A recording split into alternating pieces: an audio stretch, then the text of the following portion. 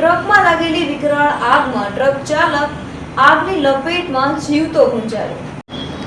રાજુલાના Dhatarwadi bridge પરથી truck ખાબક્યો હતો।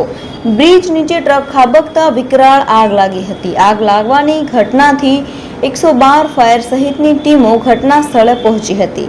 Truck ચાલક આગની લપેટમાં જીવતો ભૂંજાયો હતો। 2 કલાકની જહેમત બાદ આગ પર કાબુ મેળવાયો હતો। ટ્રક ચાલકની ઓળખ અજયભાઈ નાગભાઈ ભાલિયા તરીકેની થઈ હતી। મૃતક ડ્રાઈવરના અવશેષોને પોસ્ટમોર્ટમમાં રાજુલા ખસેડાયા હતા। અકસ્માતની ઘટના કેમ ઘટી તે અંગે પોલીસે તપાસ શરૂ કરી છે।